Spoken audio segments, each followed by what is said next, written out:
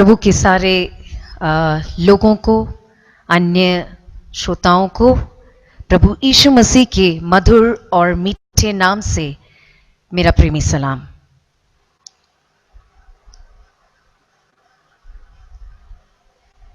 प्रभु का मैं धन्यवाद करती हूँ कि इस सुअवसर के लिए जो आज के हमारे इस शाम की इस सभा के संयोजक दल सिस्टर प्रतिभा शेखर और आप सबके जो टीम, आप सबका तहे दिल से मैं धन्यवाद करती हूँ। और सबसे बढ़कर प्रभु यीशु मसीह को मैं सारी महिमा देते हुए वचन की सेवा में मैं आगे बढ़ना चाहूंगी। शुरू करने से पहले क्यों ना हम दो पल फिर से प्रभु की ओर हम देखें। आइए हम अपने आंखों को बंद करें और यीशु मसीह पे अपने ध्यान को केंद्रित करें। राजाओं के राजा, प्रभुओं के प्रभु, जल्द आने वाले मसीहा, प्रभु तैयारी के विषय में आज आप मुझसे, हमसे क्या बात करना चाहते हैं प्रभु। मैं अपने आप को आपके हाथों में अवेलेबल करती हूं प्रभु। आप मेरे द्वारा बात करें प्रभु जी। सुनने वाले के जीवन में प्रभु जी 30 नहीं 60 नहीं पर 100 गुना प्रतिशत फल परमेश्वर पिता आपको, राज्य को मिलने पाए। सारी महिमा यीशु मसीह को देते हुए यीशु मसीह के नाम से ही इस प्रार्थना को पिता मैं मांग लेती हूं, सुन के कबूल कर लीजिए। आमीन। तैयारी।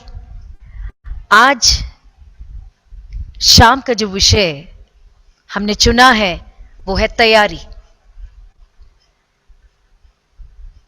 सफर के पहले तैयारी होती है, घर पे मेहमान आते हैं तो भी तैयारी होती है।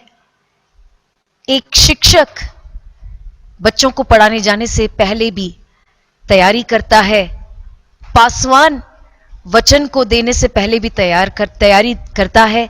और जैसे आज हमारे भाई स्टैनली सुंदर आराधना की अगुवाई आत्मा में होके कर रहे थे, तो एक तैयारी, एक वर्शिप लीडर को भी एक तैयारी होती है। सो तैयारी। लेकिन वचन में तैयारी के विषय में किस तरह से तैयारी का जो विषय मोड़ लेता है, एक बड़ा गंभीर विषय है, एक विशाल विषय है। लेकिन उसके कुछ भागों को जो प्रभु आज मुझसे और आपको जताना चाहता है, हम उन बातों में ठहर कर हम सुनेंगे प्रभु हमसे आज क्या कहना चाह रहा है। मत्ती रचित सुसमाचार 24, 25, लूका में 12वें अध्याय में, और ऐसे उन्हीं आशयों को लेकर अन्य प्रभु के दास याकूब, प्रभु के जो चेले पतरस, वे सब, और यूहन्ना, खास तौर से यूहन्ना काफी भारी रीति से इस विषय को उठा के बोलते तैयारी। यूं तो नए नियम के अधिकांश किताबों में तैयारी के बारे में सीधे या दूसरे तरीके से उठा के कहा गया है। हम यीशु मसीह की बात को देखें। यीशु मसीह ने बहुत गंभीरता से काफी इस बात को उठाकर, उभार कर इस बात को कहा, क्योंकि कोई उस घड़ी को नहीं जानता। सबसे पहले हम उस आयत से शुरू करेंगे, मत्ती रचित सुसमाचार उसकी 24वें अध्याय की 44 आयत में बहन अर्पणा आप मेरी मदद करेंगे वचन में पढ़ने के लिए। उसकी 44 आयत में, 24-44 की आयत में प्रभु कैसे बोलता है हम सुनेंगे। इसलिए तुम भी तैयार रहो, क्योंकि जिस घड़ी के विषय में तुम सोचते भी नहीं हो, उसी घड़ी मनुष्य का पुत्र आ जाएगा। तुम तैयार रहो, यीशु मसीह कह रहे हैं। इब्रानियों 12 के जो पहले और दूसरे आयत में वहां पर लेखक क्या कहता है, इस मसीही विश्वास का जो ऑथर एंड फिनिशर, उसको शुरू करने वाला और उसको अंत उसका पूर्ण विराम लगाने वाला प्रभु यीशु मसीह खुद तैयारी के विषय में कह रहे। और हमें प्रभु की ओर ज्यादा से ज्यादा देखना है। प्रभु ने काफी तवज्जो देके तैयारी को उठाकर उन्होंने कहा। हम जानते हैं कि मत्ती रचित सुसमाचार 24वें अध्याय में प्रभु यीशु मसीह के चेले और प्रभु यीशु मसीह के बीच के संवाद के चलते उस दौरान में जो आयत अभी पढ़ी गई, तुम तैयार रहो क्योंकि मनुष्य के पुत्र के आगमन कब है, वो घड़ी, वो पल किसी को भी नहीं मालूम। मत्ती रचित सुसमाचार इसके 24 के दूसरे आयत में भी और प्रेरितों के काम पहले अध्याय और उन्हीं आयतों में भी उसके चौथे 5वें अध्याय में भी यीशु मसीह इस बात को कहते हैं कि पुत्र को खुद नहीं मालूम, ये पिता के अधिकार क्षेत्र में रखा गया है कि पुत्र, मनुष्य का पुत्र, परमेश्वर का पुत्र, मसीहा, यहूदियों का राजा, राजाओं का राजा, बाइबल का परमेश्वर यीशु मसीह कब वापस आएगा, बादलों पर आएगा। हालेलुया। और हम देखते हैं यीशु मसीह ने वहां पे तैयारी की बात को करते ही, आप अभी पढ़ेंगे नहीं, हम उन आयतों को आप बाद में पढ़ सकते हैं। उसके 45वें आयत से लगाकर यीशु मसीह वहां पे छोटी सी कहानी, लघु उपमा वहां पर बताने लगते हैं कि विश्वास योग्य दास और बुरे दास के बारे में। और आशय यही है। और लूका 12 के 35 से लगा करके आप उन आयतों को भी पढ़ेंगे तो लगभग एक जैसी बात वहां पर कही गई है तैयारी के विषय में। और मत्ती 25, देखिए मत्ती 24, लूका 12 में यीशु मसीह तैयारी के विषय में इस तरह से कहता है कि स्वामी की वापसी और दास को तैयार रहना है। स्वामी कब आएगा पता नहीं, तैयारी जरूरी है। उस आशय में मत्ती 24 और 45वें आयत से और लूका 12 और 35वें आयत में से यीशु मसीह उस आशय के साथ वहां पर कहते हैं, स्वामी की वापसी और कमर कसने की बात, दिया जलते रहने की बात, और स्वामी की जो अपेक्षा है दास से, वो करते हुए पाए जाने की तैयारी के संदर्भ में उस आशय से प्रभु यीशु मसीह तैयारी के विषय को उठाकर उभार कर कहते हैं।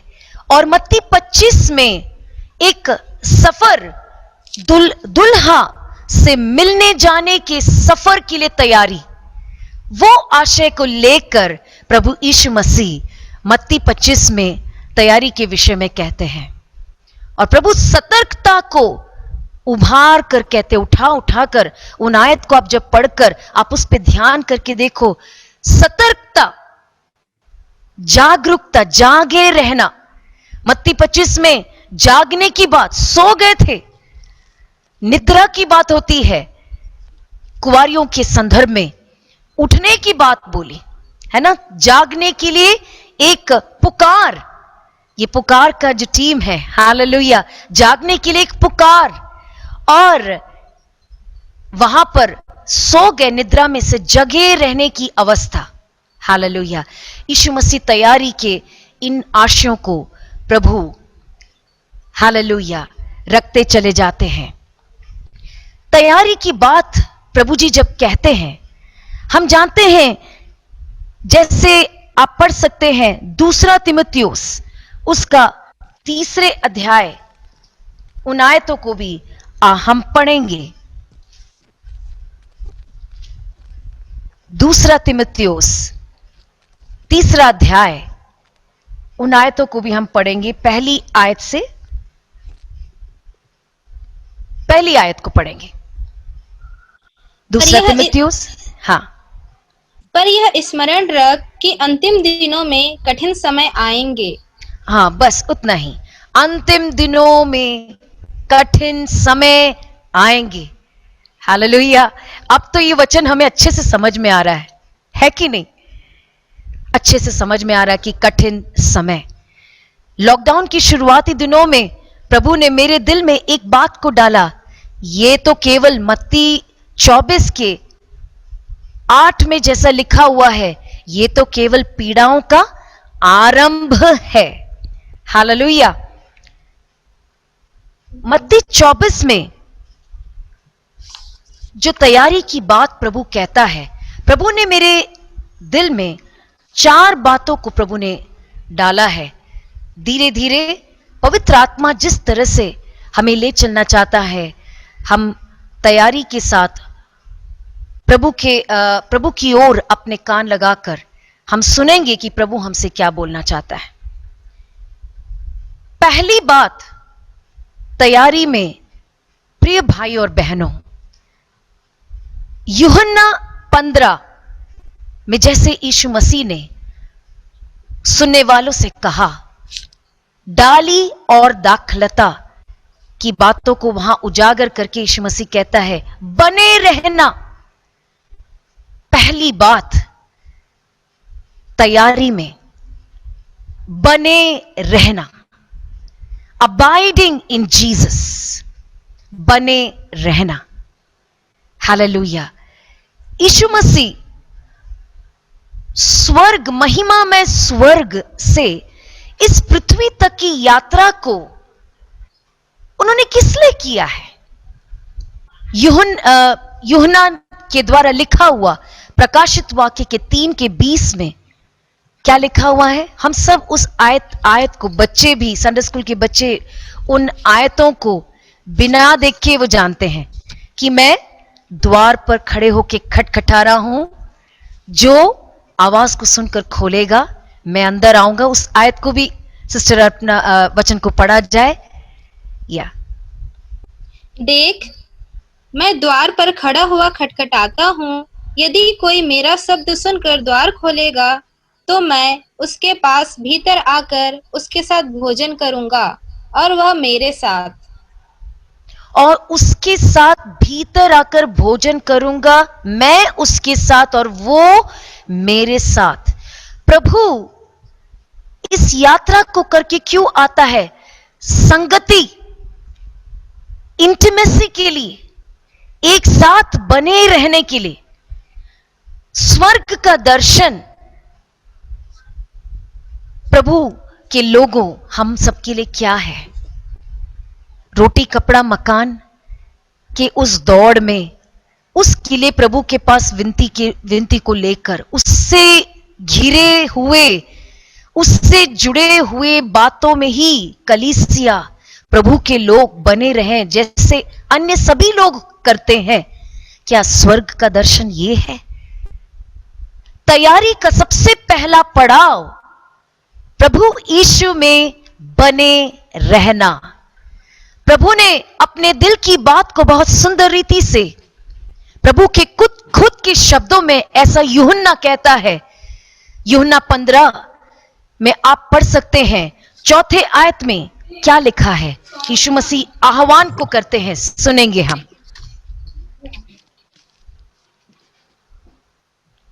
यूहन्ना 15 का 4। तुम मुझ में बने रहो और मैं तुम में, जैसे डाली है। या हम यहां रुककर पढ़ेंगे। स्वर्ग का दर्शन मेरे लिए, आपके लिए, प्रभु के लोगों के लिए, यीशु मसीह पर विश्वास लाने वालों के लिए सबसे पहला पड़ाव तैयारी का यही है, तुम मुझ में बने रहो, मैं तुम में। संगति को चाहने वाला परमेश्वर है, बाइबल का परमेश्वर। हालेलुया। 14 के 23 को आप पढ़िए, 14 के 23 को पढ़िए। प्रभु के दिल को बहुत सुंदर रीति से प्रभु ने व्यक्त किया है। यूहन्ना 14 का 23। यीशु ने उसको उत्तर दिया, यदि हाँ। कोई मुझसे प्रेम रखेगा तो वह यदि मेरे कोई वचन को मुझसे मानेगा, प्रेम रखेगा वो मेरे वचन को मानेगा और मेरा पिता उससे प्रेम रखेगा और हम उसके पास आएंगे और उसके साथ वास करेंगे। हम उसके पास आएंगे। मेरे पिता त्रिएक परमेश्वर, पिता, पुत्र, पवित्र आत्मा। कितनी गहरी बात, कितनी भारी बात प्रभु ने सरलता से उन आयतों में हम पढ़ते हैं और पाते हैं। यीशु मसीह अपने दिल को और अच्छे से व्यक्त कर रहे कि बेटे, मुझ पर विश्वास लाने वाले बच्चे, मैं तुम्हारे अंदर अपना घर बनाना चाहता हूं। बने रहना यीशु मसीह में। और फिर हम आगे पाते हैं 15वें अध्याय में हम पाते हैं कि यीशु मसीह कहते हैं कि मुझसे अलग होकर तुम कुछ भी नहीं कर सकते हैं। मुझसे अलग होकर एक डाली उस वृक्ष में से, दाखलता में से कटकर क्या कर सकता है?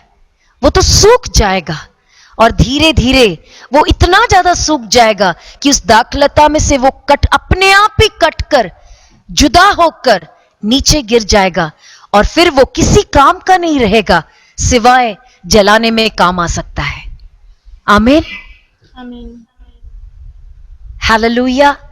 स्वर्ग का दर्शन, तैयारी का पहला पड़ाव यीशु मसीह में बने रहना। यस प्रियो, आज हम समाज में हम नजर उठाकर देखें, हमसे बेहतरीन फलों को अन्य कई लोग उत्पन्न कर रहे हैं। सहमत है कि नहीं? लेकिन स्वर्ग जो रियल है, स्वर्ग का बादशाह परमेश्वर मसीह में बने रहकर उत्पन्न होने वाले फलों को ही स्वीकार करता है। मसीह के बाहर भी फल लाया जा सकता है और लोग ला रहे हैं, लेकिन बाइबल इसको साफ बताती है कि मसीह में आप देखिए, पहला यूहन्ना की पहली पत्री में 4 अध्याय के उन आयतों में, मैं सारे आयतों को पढ़वाना नहीं चाहती हूं, आप उसको बार बार पढ़ सकते। यूहन्ना वहां पर कहता है परमेश्वर प्रेम है। तैयारी के पहली पड़ाव में पवित्र आत्मा आज हमसे कह रहा है, जब आप मसीह में बने रहेंगे, आप प्रेम में बने रहेंगे और फिर ऑटोमेटिकली, स्वाभाविक रीति से प्रार्थना, वचन, जीवन, आंतरिक और बाह्य फल, ये सब अपने आप होने लगेगा। इसके लिए एक व्यक्ति विशेष को परिश्रम करना नहीं पड़ेगा। हालेलुया, आमीन, हालेलुया। स्वर्ग का दर्शन मेरे प्रियो, समय खत्म हो रहा है, अब मुझे और आपको समझना होगा। कई प्रभु के गहरे लोगों से जब मेरी मुलाकात हुई तो मैंने ये पाया, बहुत सारे नहीं, बहुत ही कम लोगों से मैंने ये पाया, उद्धार का उनका अनुभव अलग रहा और उससे हटकर एक प्रभु में एक प्रिय अंकल है, मेरे परिचित हैं, वो कहते हैं उद्धार में आया वो अनुभव अलग, प्रार्थना, संगति, कलीसिया में भागीदार होना, संडे स्कूल में अग्रस्त रीति से आगे, यूथ मीटिंग्स में आगे, सेवा देना, सेवा की बातों में जीवन, सब कुछ था। लेकिन यूहन्ना 15 में जैसे यीशु मसीह ने आह्वान को किया, वो जीवन शैली में उद्धार में आने के बाद, कई समय के बाद उस जीवन में उन्होंने अपने आप को पाया, वो निर्णय और वो जीवन उन्होंने काफी समय के बाद पाया। आज शाम को मेरे प्रिय भाई और बहनों, मुझे सुनने वाले, और मैं सबसे पहले अपने आप से कहूं, उसके बाद ही आपसे, क्योंकि जो वचन आता है वो कहने वाले और सुनने वाले के लिए एक जैसा ही है। हालेलुया, क्योंकि दो धारी तलवार है ये। हालेलुया, दोनों तरफ ये चलता है। बने रहना, बने रहना, स्वर्ग का दर्शन, हमसे संगति चाहने वाला परमेश्वर, कार्यक्रम, प्रणाली, एजेंडा, कलीसियाओं में, प्रभु के लोगों के बीच में प्रोजेक्ट्स, ये वो सारी बातें होनी है निश्चित, ये सब अपनी जगह पे ठीक है, पर प्रभु को सबसे ज्यादा मायने क्या रखता है मालूम है प्रियो? बने रहने का अनुभव। मैं और आप आज शाम को कहां हैं? समय अब ज्यादा नहीं रहा, पश्चाताप के दिन है ये, मन फिराने के दिन है ये, मेरे लिए, हम सब के लिए। क्योंकि मत्ती 7:21-23 में क्या लिखा हुआ है?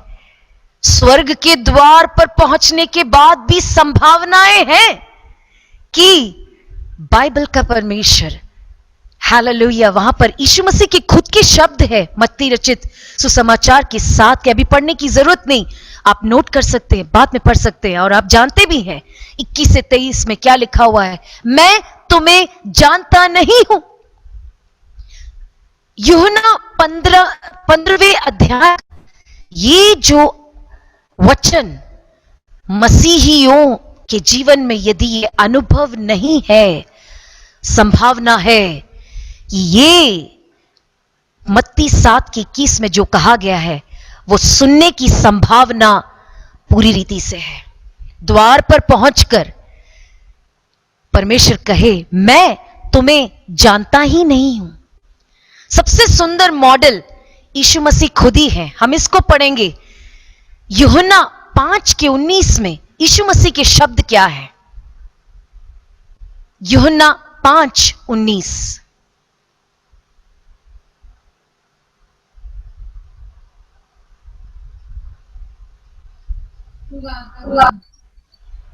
इस पर यीशु ने उनसे कहा, मैं तुमसे सच सच कहता हूँ, पुत्र आपसे कुछ नहीं कर सकता, केवल पुत्र, वह जो... हम रुक के पढ़ेंगे। पुत्र आपसे कुछ नहीं कर सकता। कौन बोल रहा है? स्वयं परमेश्वर का पुत्र, स्वयं त्रिएक परमेश्वर में जो एक है, वो कह रहे हैं। क्या कह रहे हैं? बहन आगे पढ़ेंगे। यस, आगे पढ़ेंगे। केवल वह जो पिता को करते देखता है, क्योंकि जिन जिन कामों को वह करता है उन्हें पुत्र भी उसी रीति से करता है। यीशु मसीह, क्या यीशु मसीह बेबस है? इस आयत को पढ़ते हुए एक झलक में ऐसा नहीं लगता यीशु मसीह बेबस है? यीशु मसीह भी तो परमेश्वर है। यीशु मसीह ऐसा क्यों कह रहे कि इतनी निर्भरता? पिता को जो करते हुए देखता है वही वो करते हैं, पिता को जो बोलते हुए वो सुनते हैं वही वो बोलते हैं। पिता से हटकर यीशु मसीह स्वयं कह रहे हैं, हमारे बुलाने वाले प्रभु यीशु मसीह स्वयं कह रहे हैं, हमारे विश्वास के, हालेलुया, विश्वास के शुरुआत को करने वाले, अंत को पूर्ण विराम लगाने वाला हमारे प्रभु यीशु मसीह स्वयं कहते हैं, मैं अपने आप से कुछ नहीं कर सकता, पिता से हटकर मैं कुछ नहीं कर सकता। इस एहसास, इस बात को अंगीकार करने के बाद यीशु मसीह 15वें अध्याय में, हमने जो पहले ही पढ़ लिया, हमसे भी, चेलों से, शिष्यों से, उन पर विश्वास लाने वालों से प्रभु कहता है, बेटे तुम मुझ में बने रहो, मैं तुम में बना रहूं। ये कुंजी है, क्योंकि मत्ती 7 में यीशु मसीह के स्वयं के शब्द है। ऐसा संभावना है क्योंकि 23वें मत्ती 7 की 23 में क्या लिखा हुआ है? लिखा हुआ है वहां पर पट्टिका, लिस्ट पढ़वाया जाएगा कि मैंने प्रभु तेरे नाम से ये किए, मैंने तो ऐसा किया, मैं दुरंदर तेरा दास था, मैंने बहुत अच्छा वर्शिप लीड किया, मैंने दुष्टात्माओं से लोगों को छुटकारा दिलाया, लोगों को चंगाई दिलाया, नबूवत को किया। आप बाद में पढ़ के देख सकते हैं। हालेलुया। लेकिन इसके बावजूद भी प्रभु क्या कहते हैं? कुकर्म करने वालों, मेरे सामने से दफा हो जाओ। ये आह्वान है मेरे लिए, आपके लिए, इन विकट समयों में, जैसे हमने तीमुथियुस में पढ़ा, अंत के दिनों में कठिन समय की शुरुआत हो गए, पीड़ाओं का आरंभ हो गया। अब कौन से और मौसम का तलाश या इंतजार मुझे और आप सबको है? मन फिराने के लिए, पश्चाताप को करने के लिए, तौबा करने के लिए मैं और आप कहां पर हैं? इस बात को मूल्यांकन करने के लिए और कितना इंतजार प्रभु को, स्वर्ग को करना पड़ेगा। आज शाम को निर्णय लेने का समय है, निर्णय लेने का समय है। तैयारी का पहला पड़ाव, क्या हम यीशु मसीह में बने हुए हैं? पिछले साल के अक्टूबर महीने में पहली बार पवित्र आत्मा की एक आवाज को मैंने मेरे कान में सुना, मेरे अंतरात्मा में मैंने सुना। प्रभु ने कहा, संभव है कि तुम शरीर में भी मेरी सेवा दे सकती हो, आत्मा में भी मेरी सेवा दे सकती हो। मैं चौंक गई। मेरे सुनने वाले, मेरे प्रियो, अजीजों, प्रभु ने यह बात मेरे अंतरात्मा में कही। पिछले अक्टूबर की बात मैं कह रही हूं। संभव है बेटे कि तुम शरीर में भी मेरी सेवा कर सकते हो, आत्मा में भी। क्योंकि हम ना भूले, आदम और हवा को बनाने वाला यही परमेश्वर। पूरे बाइबल को पढ़ के देखिए, किसी के ऊपर थोपता नहीं है प्रभु कुछ भी। हमें आजादी देता है, चयन का, चूज करने का आजादी प्रभु ने दिया हुआ है। हालेलुया। समय बीतता जा रहा है, समय कम है। प्रभु की सेवा करने वालों, प्रभु के नाम से निकले हुए वचन को लेकर चलने वालों, सबसे पहले मैं, उसके बाद ही आप। आइए हम टटोल कर देखें, क्या हम प्रभु में बने हैं? प्रभु में बने रहेंगे तो प्रेम स्वाभाविक होता चला जाएगा। आपके स्वभाव, आपके परिस्थिति, आपके हालात प्रेम के विपरीत होगा। यदि आपने निर्णय ले लिया मसीह में बने रहने के लिए, बाकी सारी बातें स्वाभाविक रीति से, बिना किसी के आपको बार बार डंडा लेके, जैसे पासवान लोग कलीसियाओं में करते हैं, कि विश्वासियों के पीछे लगे रहने की जरूरत नहीं पड़ेगी। यदि आप बने रहने के अनुभव में आ चुके हैं, आप उसमें प्रवेश कर चुके हैं, निर्णय को लीजिए। एक निर्णय की जरूरत है। आप कहेंगे कैसे? निर्णय की जरूरत है। जैसे उद्धार हुआ, जैसे उद्धार के लिए आपने निर्णय लिया, जो दिल के निर्णय को मुंह से अंगीकार किया, उसी तरह से मसीह में बने रहने के लिए। और सबसे सुंदर मॉडल यीशु मसीह स्वयं है। हमने सिर्फ एक दो पदभाग उसमें से देखे, बहुत सारे पदभाग है, पर हम जल्दी से आगे बढ़ेंगे। दूसरा पड़ाव तैयारी का, आत्मा के चलाए चलना। रोमियो 8:14 हम पढ़ेंगे। रोमियो 8:14। इसलिए कि जितने लोग परमेश्वर की आत्मा के चलाए चलते हैं, वे ही परमेश्वर के पुत्र हैं। और आप देखेंगे लूका उसके 4 अध्याय 1 और 14, उसको भी हम पैरेलली पढ़ेंगे। लूका 4:1 और 14।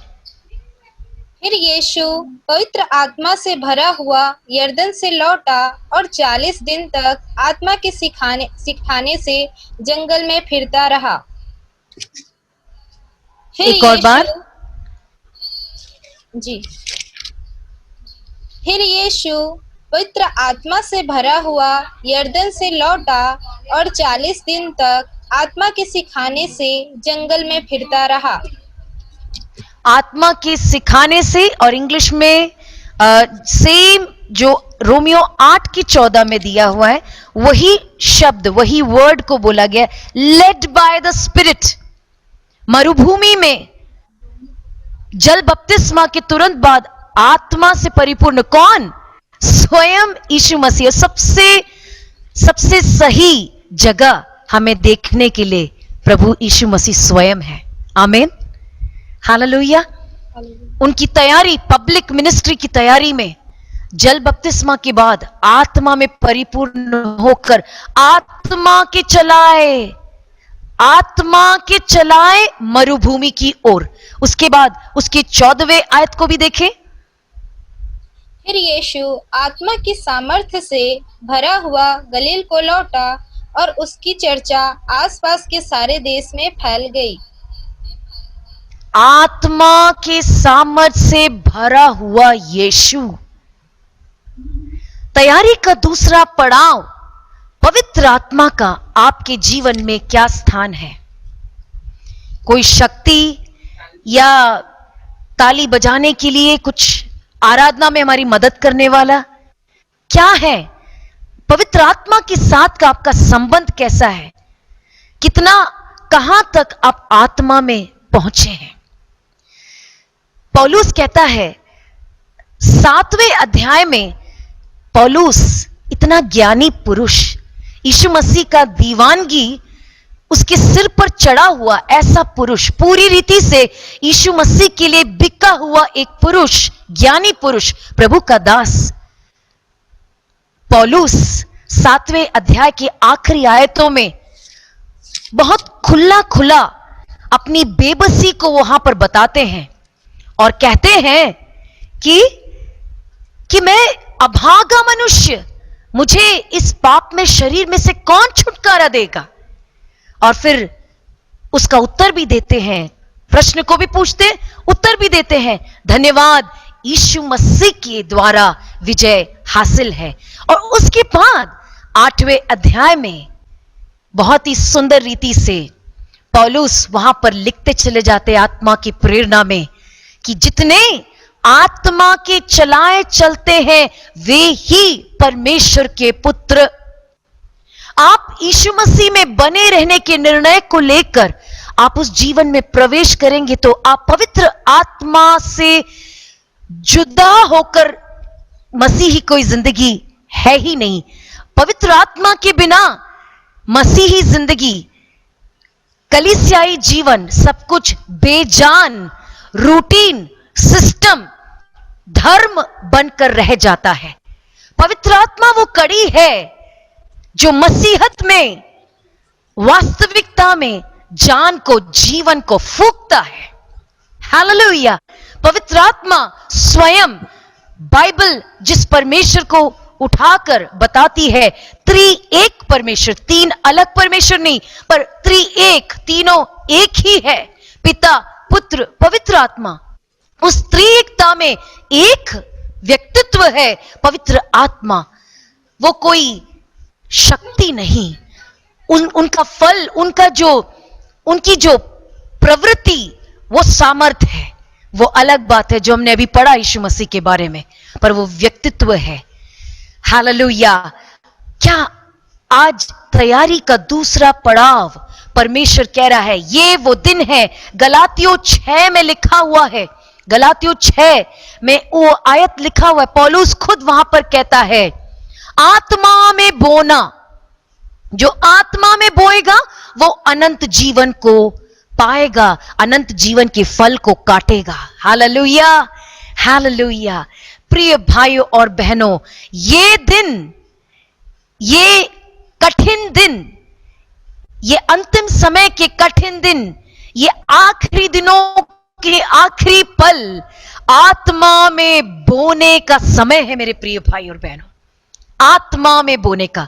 और जैसे पहले ही मैंने कहा कि यूहन्ना 15 में जैसे हमने यीशु मसीह की इच्छा, स्वर्ग का दर्शन, स्वर्ग का मकसद हमने पाया, मसीह में बने रहेंगे तो आत्मा में अपने आप, आत्मा के चलाए आप चलेंगे। और सबसे सुंदर इस बात का मॉडल स्वयं यीशु मसीह है। यीशु मसीह से बढ़कर तो कोई और है नहीं। Hallelujah, hallelujah. हम आज शाम को कहां पर हैं? क्या हम कलीसियाई कुछ बातों में, धर्म के कुछ चालों में, कुछ प्रोजेक्ट्स में, कुछ कर्मों में फंस कर रह गए हैं और पवित्र आत्मा की आवाज मेरे और आपके जीवन में धूमिल हो गई है? पवित्र आत्मा कहते रहते हैं, सालों बीत गए, महीनों बीत गए, सालों बीत गए, पवित्र आत्मा को शोकित करके हमने बुझा दिया है। क्या हाल है हमारा आज शाम? टटोल कर देखें, मैं अपने आप को देखूं, आप अपने आप को देखें। हम एक दूसरे को नहीं पर अपने अपने आप को परखें। जैसे दूसरा कुरिन्थियों उसके 6 अध्याय में लिखा हुआ है, आज वो दिन है, हम कल के लिए नहीं टालेंगे। आज वो दिन है, क्या पता आज रात हमारी आखिरी रात है, कल मिले या ना मिले। मन फिराने के दिन, पश्चाताप करने के दिन, तैयारी के दिन, परमेश्वर के दिल को समझने का दिन, परमेश्वर के दिल को समझकर परमेश्वर की ओर प्रभु जैसे चाहता है फिर कराने का दिन। एक और बात उसमें, आत्मा के चलाए जब आप चलेंगे, अपने आप प्रेम में चलेंगे, क्योंकि पवित्र आत्मा, प्रभु यीशु मसीह का आत्मा, परमेश्वर का आत्मा परमेश्वर के वचन के खिलाफ कभी नहीं जाएगा। हालेलुया। और ये जो कठिन समय जिसमें हम आ पहुंचे हैं, हमारा ये जो जमाना, ये जो समय, अनेक उलझाने वाली वस्तुएं, उलझाने वाले तत्व, सिद्धांत, क्रिस्त विरोधी आत्मा बहुतायत से कार्य करने वाला समय, कल्चर, सिस्टम में मेरा और आपका जो पीढ़ी, ये समय में हम आ पहुंचे हैं। जो हमने मेरे उम्र के जो प्रभु के लोग हैं, हालेलुया, हमारे बचपन में प्रभु के दास दासियों से हमने जो जीवित कलाम को सुना था, सोच के देखिए 25-30 साल पहले जो हमने सुना था हमारे बचपन में, क्या आज हमारे समयों में पूरा हो नहीं रहा?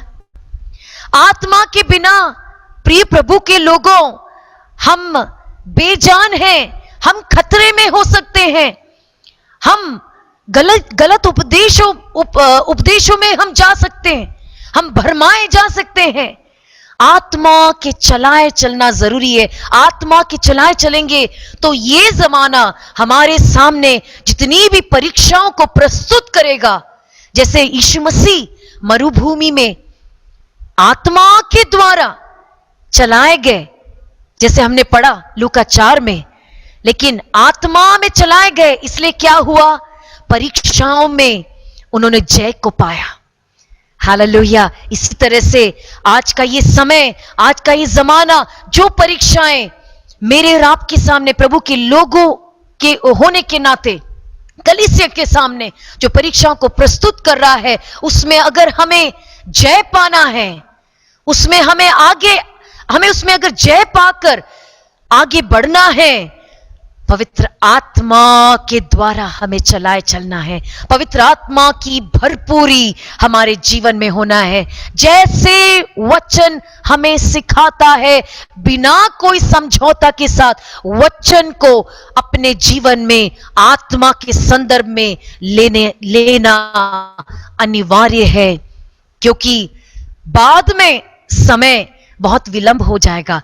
तब प्रभु मुझसे और आपसे तर्क वितर्क को सुनने के लिए प्रभु राजी नहीं होंगे। अभी भी अनुग्रह का समय है, ये अवसर प्रिय भाई और बहनों चूके नहीं, बच्चों चूके नहीं। हालेलुया। अनुग्रहकारी परमेश्वर जब हमें मौका पे मौका दे रहा है, हम अपने मन को फिराएं, आत्मा के चलाए चलने के लिए एक निर्णय, तैयारी का दूसरा पड़ाव, आत्मा के चलाए चलना, आत्मा की भरपूरी। पहली कलीसिया का क्या खासियत था? वहां पर आप जहां भी देखोगे, स्टीफनुस के बारे में देखो, पतरस के बारे में पढ़ो, लोगों के जो उस समय का कमेटी को जो चुना गया उनके बारे में पढ़ो। 6 अध्याय में प्रेरितों के काम में, सब में आत्मा से परिपूर्ण, विश्वास से परिपूर्ण, आत्मा से परिपूर्ण। आज कलीसियाओं का क्या हाल है? हम दौड़ रहे हैं, हम दौड़ने में लगे हुए, क्योंकि पौलुस ने कहा हमें दौड़ को पूरा करना है। हालेलुया। कहीं ना तो कहीं ऐसा तो नहीं हो रहा है हम दौड़ते दौड़ते इतने बिजी हो गए हैं प्रोजेक्ट्स में, हम अपने अपने एजेंडाज में, प्रोग्राम्स में इतने बिजी हो गए हैं, सब कुछ एक शो बनकर रह गया है। पवित्र आत्मा की आवाज को हमने दरकिनार कर दिया है। वो शोकित होकर कह ये रहा है, ये मेरा काम है, मालिक मैं हूं, ये मेरा कार्य है, मैं जैसा चाहता हूं वैसे होना चाहिए। पर हर एक जना अपना मर्जी का मालिक बन बैठा है।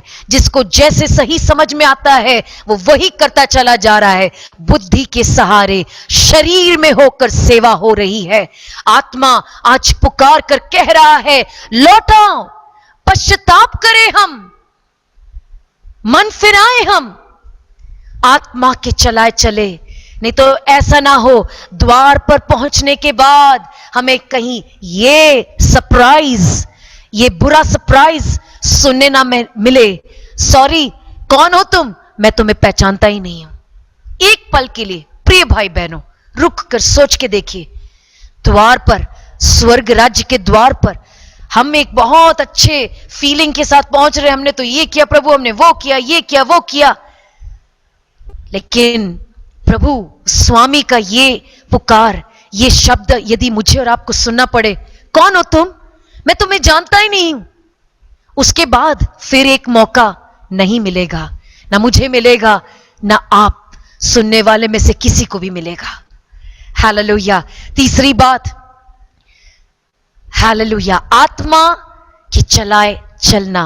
पौलुस के उस पदभाग को हमने 8:14 में से लेकर, हालेलुया, कोई यदि निराश महसूस कर रहे, यदि कोई सुनने वाले आप कह रहे कि आपका व्यक्तिगत जीवन कोई नहीं जानता, आपका व्यक्तिगत संघर्ष, क्योंकि देखिए आपको, आप यदि कोई निराश है, उस व्यक्ति से आज मैं शाम को कहना चाहती हूं, इस रात को कहना चाहती हूं, मुझसे प्रेम करने वाले यीशु मसीह के द्वारा मैं जयवंत से भी बढ़कर हूं। प्रभु के प्रेम के वजह से मैं जयवंत से बढ़कर हूं। आपकी पराजय के घड़ियों में, आपके पराजय के वर्षों में आपकी सुधि लेने वाला परमेश्वर है बाइबल का परमेश्वर। हालेलुया। इस दुनिया की तरह नहीं है। आपके अंदर कितना टैलेंट, कितनी आपका पोटेंशियल, आप कितने काबिल है। हो हालेलुया।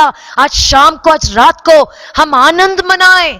बाइबल का परमेश्वर आप सिर्फ केवल आपके टैलेंट और पोटेंशियल को देखकर चुनने वाला परमेश्वर नहीं है। आपके पराजय, आप जब बिल्कुल गंदे, आप बिल्कुल दूसरों के सामने प्रस्तुत होने लायक नहीं, ऐसी हालत में आप होते हैं, वहां पर आपसे आकर मुलाकात लेने वाला, आपको गले लगाने वाला और आपसे कहने वाला, बेटा तू कर सकता है, मेरी नजर तुझ पर पड़ गई है, तू कर सकता है, मैंने तुझे चुना। क्योंकि यूहन्ना 15:16 और पहला यूहन्ना के उन आयतों में सब हम क्या पाते हैं?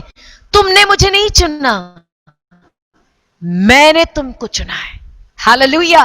तुमने मुझे नहीं चुना, मैंने तुमको चुना है। पहला यूहन्ना में क्या क्या लिखा है? यूहन्ना वापस क्या कहता है? हम प्रभु को इसलिए प्रेम नहीं करते क्योंकि हमने उनको पहले चुना, हम प्रभु से इसलिए प्रेम करते क्योंकि पहले प्रभु ने हमसे प्रेम किया है। Hallelujah, hallelujah. ढांढस बांधिए, निर्णय लेने का समय खत्म हो रहा है। कोई बात नहीं, अभी तक कैसे बीता, आप उस चिंता में आपके आज को और आने वाले कल को ना गवाएं, ना गवाएं। पौलुस जैसे दूसरा कुरिन्थियों 6 अध्याय में कहता है, पहले से लेकर 3 आयत तक पौलुस कहता है, आज है उद्धार का दिन, कल नहीं। प्रोक्रेस्टिनेट मत करिए, आलसी ना होए कि कल के लिए कल कर लूंगा। आज ये वचन को कहते हुए मैं परमेश्वर के भय में डरते हुए कह रही हूं, क्योंकि मैं इन बातों में बहुत कई समय तक पीछे रही हूं। हम प्रभु की हुजूरी में हैं, कोई प्रॉब्लम नहीं, कौन सुन रहा है, कौन देख रहा है। हमें एक चीज का आभास जरूरी है जो हम सबके बीच में से जाता जा रहा है, कि हम प्रभु की हुजूरी में हैं, ना केवल स्क्रीन के सामने, हमारे बेडरूम में और हमारे सारे प्राइवेट एरियाज में प्रभु की हुजूरी में हम हैं। जैसे यूसुफ ने कहा, हालेलुया। तीसरी बात पवित्र आत्मा ने मेरे दिल में आज डाला, याकूब की पत्री को हम देखेंगे। याकूब की पत्री तैयारी का तीसरा जो पड़ाव मैं भी बहुत चौंक गई जब पवित्र आत्मा इस बात को मेरे दिल पे डाल रहे थे। याकूब की पत्री उसका तीसरा अध्याय,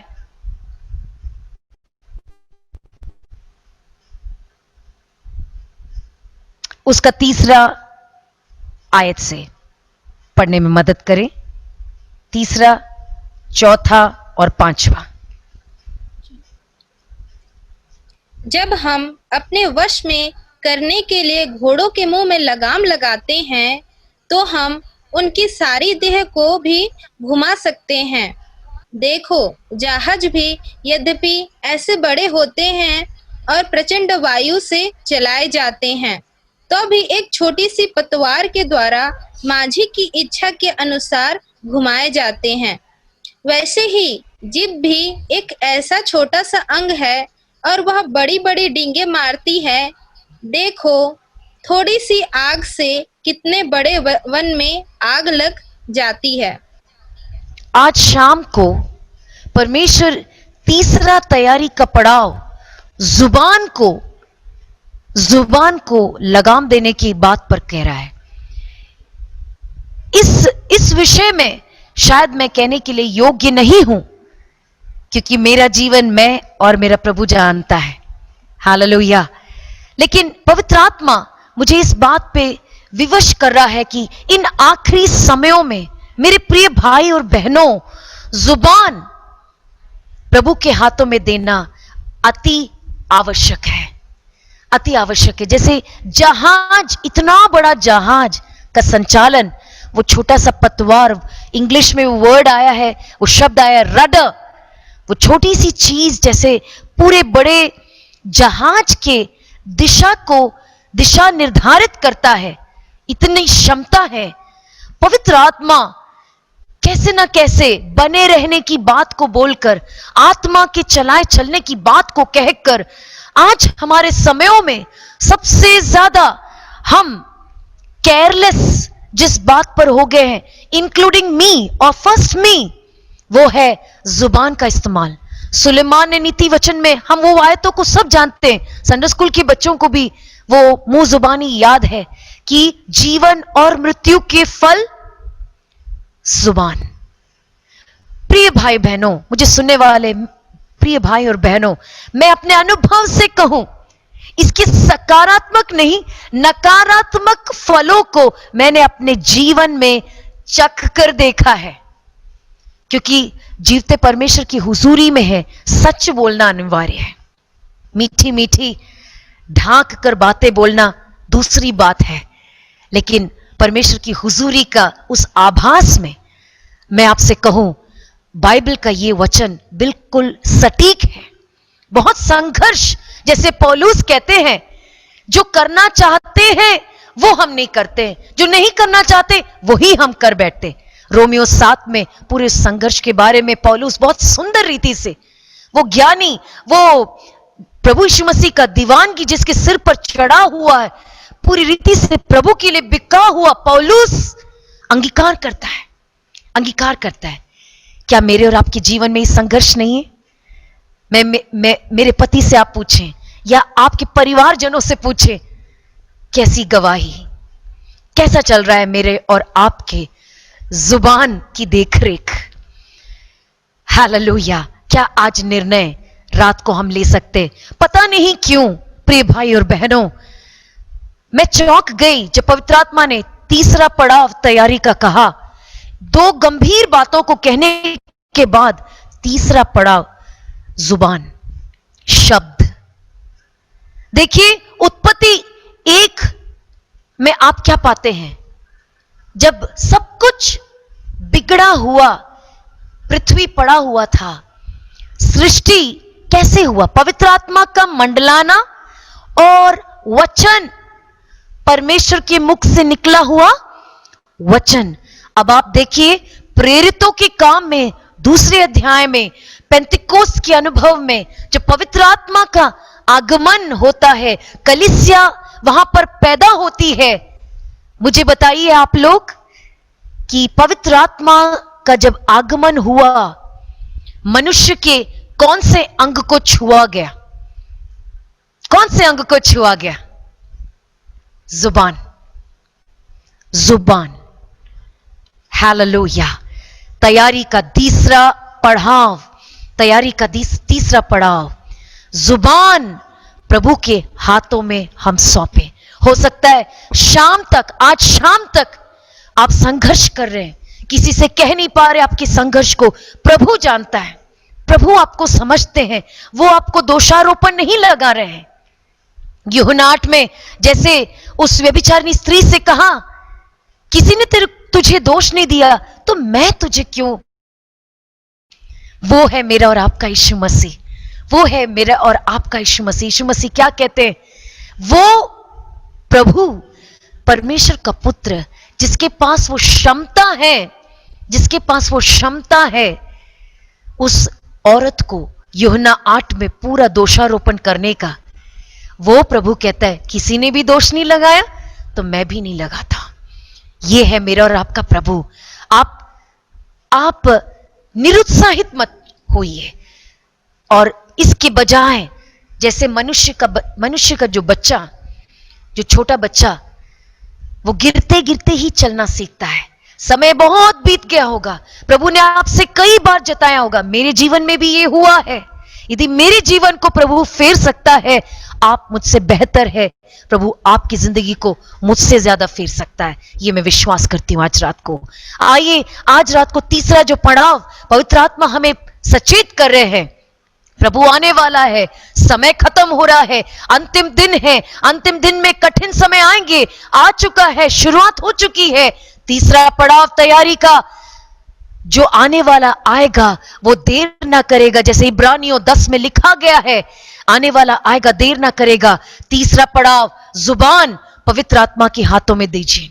जैसे व्याकुल होकर, पिछले दिनों में ये मेरे जीवन का अनुभव से, छोटा अनुभव से बोल रही, मेरे पिछले स्वभाव के हिसाब से बड़बड़ाने के बजाय पवित्र आत्मा ने कहा कुछ मत बोल, यहोवा यीरे कहे। कुछ परेशानी के सामने, कुछ सवालों के सामने जब जुबान बड़बड़ाना चाहता है, पवित्र आत्मा ने मेरी अगुवाई की, बोल यहोवा यीरे।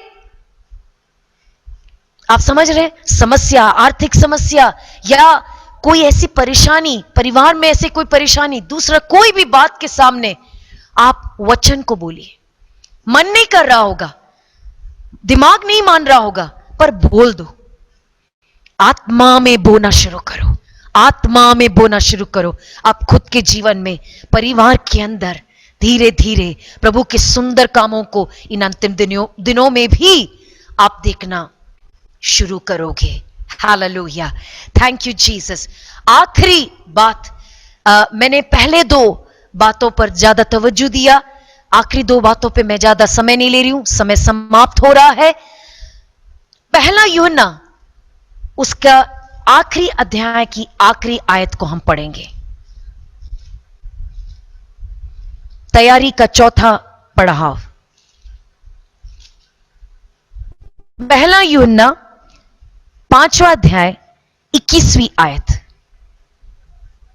हे बालकों, अपने आप को मूर्तों से बचाए रखो। हे बालकों, यूहन्ना पतमोस द्वीप में अनुभव, मसीह को साक्षात आमने सामने देखा हुआ यूहन्ना, उस क्लेश में, एकांत में गहरे अनुभव को पाए हुए प्रभु के प्रिय शिष्य यूहन्ना क्या कह रहा है? हे बालकों, मूर्तों से अपने आप को बचाए रखो। इन अंतिम समयों में मेरे प्रिय भाइयों और बहनों, मूर्तों से बचे रहना है। रिश्तों के मूर्तें, आर्थिक बातों को अपना मूर्त बनाना, सेवा को अपना मूर्त बनाना। और आप पट्टिका लंबी है, आप खुद उस पट्टिका को, लिस्ट को आप बना लीजिए और पवित्र आत्मा की मदद से ढूंढ निकालिए। मेरे जीवन में मूर्त है प्रभु, मैंने आइडल्स को रखा है, किस चीज को मैंने मेरे जीवन में मूर्ति बनाई है। हम तो मूर्ति बोलते कुछ और सोचते हैं, पर आप समझ रहे हैं आज आह्वान है तैयारी का चौथा पड़ाव, मूर्तों से अपने आप को बचाए रखो। जलाली मसीह के साक्षात आमने सामने अनुभव को पाए हुए यूहन्ना इस बात को कह रहे हैं। आइए आज रात को तैयारी में हम अपने आंखों को बंद करें, तैयारी में हम जुट जाएं। बहुत सारे प्रोजेक्ट्स को पूरा कर कर, दौड़ धूप कर कर नहीं, सबसे पहले मरियम की तरह लूका 10:38 में मरियम की तरह अच्छे भाग को चुने। प्रभु के पास बैठेंगे तो प्रभु से हम सही रीति से पाएंगे, समझ पाएंगे, अपने आप को समझ पाएंगे। जैसे प्रभु हमें देख रहा है हम देख पाएंगे और सही मायने में तैयारी होगी। Thank you lord, thank you lord. प्रभु तैयारी के संदर्भ में आपने आज रात को हमसे जो बातें कही, आप अच्छी रीति से जानते हैं कि मैं और हम कहां हैं। हम जैसे हैं आपके दिए हुए वचन, कहे हुए वचन के आधार पर अपने आप को सौंपते हैं। पवित्र आत्मा आप हमारे अंदर कार्य करिए, किसी भी रीति से अनंत जीवन को हम चूक ना जाएं। हमें तैयार करें, जल्द वापस आएं, यीशु मसीह के नाम से आमीन।